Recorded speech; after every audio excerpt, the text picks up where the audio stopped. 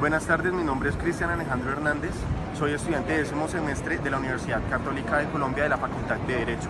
A mí me correspondió el caso de Villamizar Durán versus Colombia, el cual tiene como hechos jurídicamente relevantes las ejecuciones extrajudiciales de las personas de la población civil, llevadas a cabo por integrantes de las fuerzas de seguridad del Estado, donde el conflicto armado en Colombia se realizó aproximadamente en los años de 1990. Muertes civiles que fueron presentadas como miembros de grupos armados ilegales dados de baja en combate, utilizando mecanismos de distorsión de las pruebas y de la escena del crimen. Asimismo, cambiando las escenas de tiempo, modo y lugar de los hechos. Muy importante este caso, pero adicionalmente vamos a abrir un espacio para que personas que también han sufrido directamente de falsos positivos y crímenes presuntamente realizados por el Estado, aún no reconocidos y no llevado de forma legal todo su proceso, entonces vamos a continuar con ellos. Bueno, compañeros, nos encontramos acá en el centro de Bogotá y estoy con el señor Héctor Enrique Martínez, que nos va a contar la experiencia propia sobre los falsos positivos que él ha tenido que soportar. Bueno, mi nombre es Héctor Enrique Martínez Pineda, soy víctima de la policía, en el cual fue asesinado el hijo mío en un falso positivo urbano en Cali, en el cual llevo 7 años luchando para que haya una verdad, una justicia y no impunidad. En estos 7 años en la investigación han pasado 7 fiscales. Todas las pruebas van en contra de los 2 agentes de la policía, como el montaje, el revólver y todo. Yo le exijo a la Fiscalía General de la Nación, a la Justicia, a la Corte Suprema de Justicia también, de que miren a ver qué pasa con estos fiscales que nombran, porque no puede ser de que en una investigación de un asesinato de un joven menor de 16 años pasen en 7 años 7 fiscales. Entonces yo digo que a nivel nacional hay muchos falsos positivos urbanos de la policía, sino que a las víctimas les da miedo salir a protestar porque somos amenazados por los mismos victimarios, como me ha sucedido a mí. Entonces yo invito para que en Colombia sí existimos las víctimas de los falsos positivos urbanos de la policía. Eso, perfecto, muchas gracias. Bueno, nos encontramos con otra víctima de los falsos positivos en Colombia, el señor Raúl Antonio Carvajal. Entonces coméntenos cuál es la experiencia que usted ha tenido que soportar y cuál es la exigencia que usted le hace al Estado para que no quede impune los delitos que se han cometido. La experiencia que yo tengo es que mi hijo fue muerto hace más de 13 años, el 8 de octubre de 2006,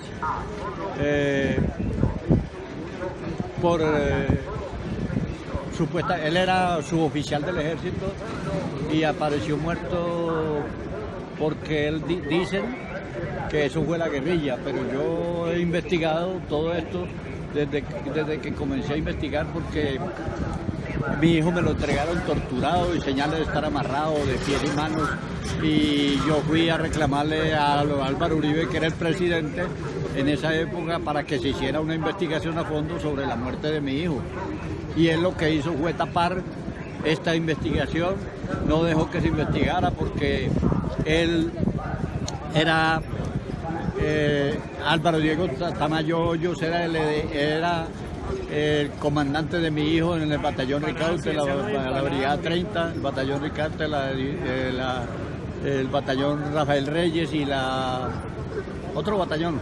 Sí. Y él era el comandante de los batallones esos donde salieron los falsos positivos desde los batallones esos donde salieron los falsos positivos desde el 2006, el 2007, después de que mataron a mi hijo, comenzaron a salir los falsos positivos.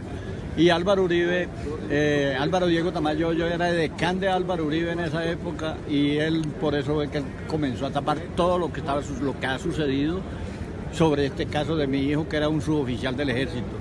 Él y yo desde esa época llevo ya 13 años, ahora el 8 de octubre, que él tenía que confesar los delitos aquí en el Senado, en el Congreso. Bueno, yo no sé nada de eso, donde tenía que declarar sobre la muerte de muchas personas y yo estuve allá y él no ha dejado que se investigue este caso porque él ha sido directamente el culpable de la muerte de mi hijo, porque yo le llevé una carta personalmente a él, a la finca El Huérrimo, donde él se ha robado todas esas tierras a los campesinos de Córdoba, y yo fui personalmente allá y le entregué la carta donde le pedía: señor presidente Uribe, yo quiero que se haga una investigación por la muerte de mi hijo, que al parecer fue por los mismos militares que lo asesinaron.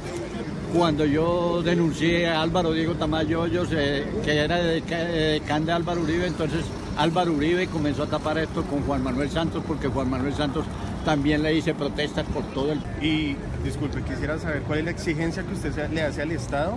La exigencia que yo le hago al Estado es que se haga justicia y que se sepa la verdad, porque es que en el ejército están matando miles de militares, pero no generales ni coroneles, están matando soldados y suboficiales, porque se niegan a matar a los muchachos para hacerlos pasar como guerrilleros muertos en combate, y para Uribe quitarle las tierras a los campesinos, porque eso es lo que hacen, y eso se lo han mandado a hacer a los mismos militares, como mi hijo. Mi hijo se negó a matar a esos muchachos y por eso lo asesinaron. Listo, perfecto. Muchas gracias. Gracias a ustedes. Bueno, también me encuentro con otro aporte que quiera dar otro ciudadano, el señor Sebastián González, y sería el siguiente. Estamos en el Centro Internacional de la Resistencia, la Dignidad, la Memoria y la Denuncia, en la carrera 7ª con Jiménez, Centro de Bogotá para Colombia, América y el mundo. Soy el recuperador de la personería jurídica de la Unión Patriótica, en sentencia del Consejo de Estado del 4 de julio del 2013. Esto es para los estudiantes de los jardines, de las escuelas, los colegios, las universidades. Es la primera vez que en Colombia y en el mundo se reconoce un genocidio político contra una organización como es la Unión Patriótica. Y nosotros somos base en rebelión de la Unión Patriótica. A nosotros no nos representa la señora Aida Bella, ni ninguno de los parlamentarios que hay en el Congreso, ni de derecha ni de esa falsa izquierda. Y lo que nosotros exigimos es que se judicialice a los autores intelectuales, materiales, cómplices, asesores, silenciadores de este genocidio que hasta hoy, en la fecha que estamos, se sigue cometiendo contra la Unión Patriótica. Punto. Muchas gracias. Bueno, retomando la parte inicial del video de la sentencia del 20 de noviembre del 2018 por la Corte Interamericana, el caso Villamizar Durán versus Colombia, en cuanto a las decisiones de fondo, la Corte concluyó que el Estado era responsable de la violación al derecho a la vida de los 5 causantes ya mencionados anteriormente. De igual forma, el Estado también fue declarado como responsable por la violación de los derechos a la integridad personal, a la libertad personal, a la dignidad y a la honra. Es importante mencionar que el tribunal notó que los hechos que fueron reconocidos por el Estado de Colombia encuadraban perfectamente en el contexto de ejecuciones extrajudiciales que se llevaban en ese momento, es decir, de los mal llamados falsos positivos. Estos que tenemos que recordar que se caracterizaban por la muerte de civiles que eran presentados con posterioridad como integrantes de grupos de las Fuerzas Armadas al margen de la ley y que fueron dados de baja en los enfrentamientos. Respecto a los hechos relacionados con el homicidio del señor Carlos Uva, el Estado fue declarado como responsable por la violación al derecho a la vida, a la libertad personal, ya que el señor Carlos Uva fue privado de su libertad posterior a las 14 puñaladas que le fueron proporcionadas. Este fue en presencia de 2 soldados, es decir, ahí también conjuntamente se le vio el derecho a la integridad personal. En cuanto a los hechos de tortura del señor Gilfredo y de José y de Albeiro, el tribunal determinó que carecía de elementos probatorios por acreditar que estos actos fueron pues con esa intención de tortura, porque la prueba pericial acreditaba que probablemente debido a los disparos que tenían los cuerpos, pues eran con la intención de muerte, más no de a los maltratos intencionales. El 20 de noviembre del año 2018, el Estado fue declarado por la Corte Interamericana como responsable por la violación de los derechos ya mencionados anteriormente, y cabe resaltar que actualmente todavía el Estado pues no ha reparado a los familiares de las víctimas.